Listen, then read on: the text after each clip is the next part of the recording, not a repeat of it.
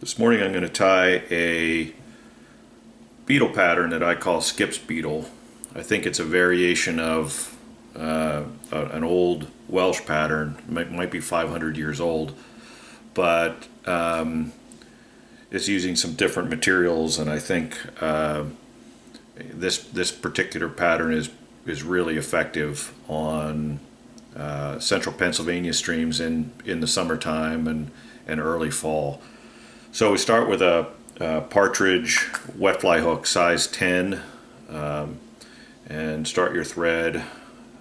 I'm using extra strong, thin, fine black thread in this case. Drop it down to the bar, or tie it back to the bar point. Snap off your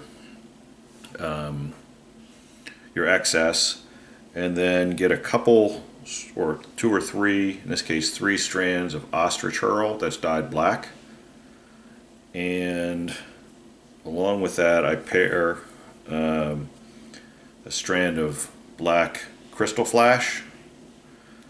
This crystal flash is there for strength because the ostrich herl is kind of weak, and we tie those in by the points, by the tips.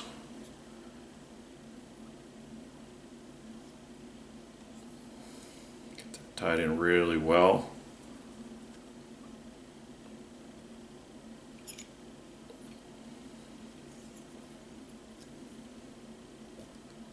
Get that off of there.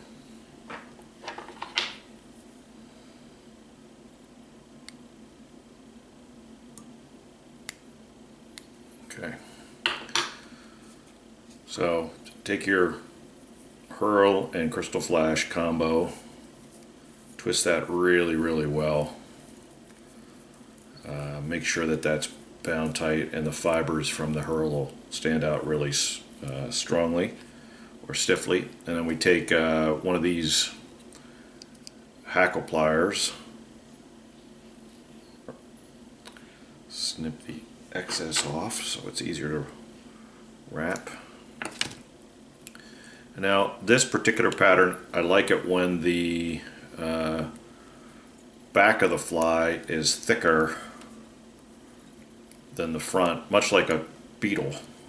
Beetles, if you look at them, they tend to be thicker in the back and have, tend to thin up towards the head. So I start a base of the fibers and then go back through them to create a 2-layer effect, and then bring that forward. You have to retwist it every once in a while.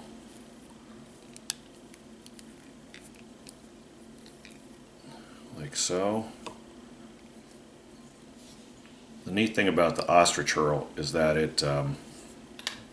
it's real soft, and it undulates with the current, so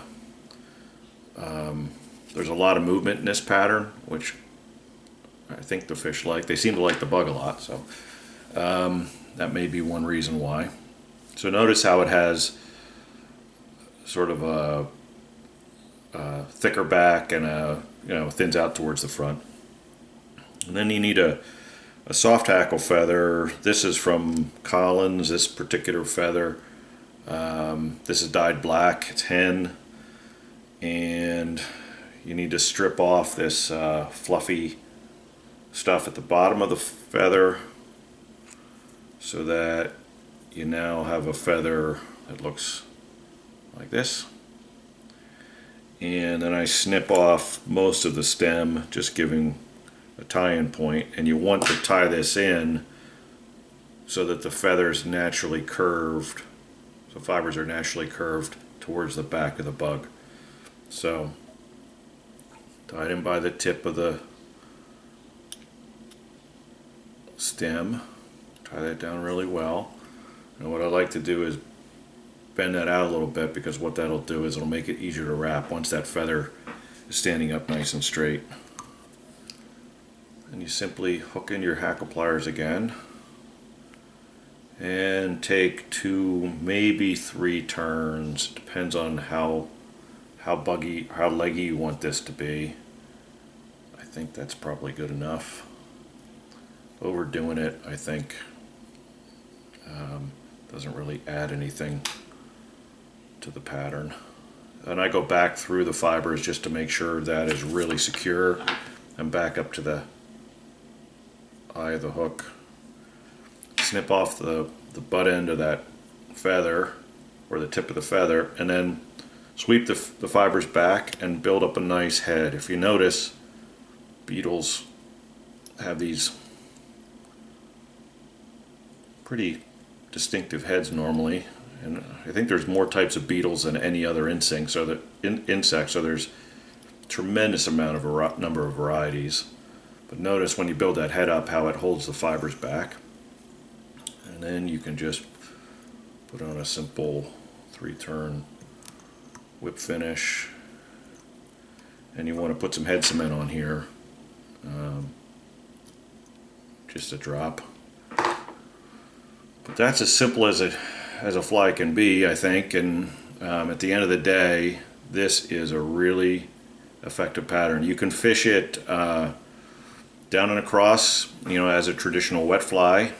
You can fish it, across the stream as a dry fly pattern, and you can fish it upstream almost as you would if you were fishing a single nymph pattern. Any of those ways work. If you're fishing without an indicator, you just have to watch the leader to see any strange movement, particularly when you're fishing upstream. But I found this to be a really effective pattern. It really doesn't matter what color the hackle is, as long as it's a dark color. It can be variegated like a partridge feather. The body can be a variety of colors, from black like this to dark brown.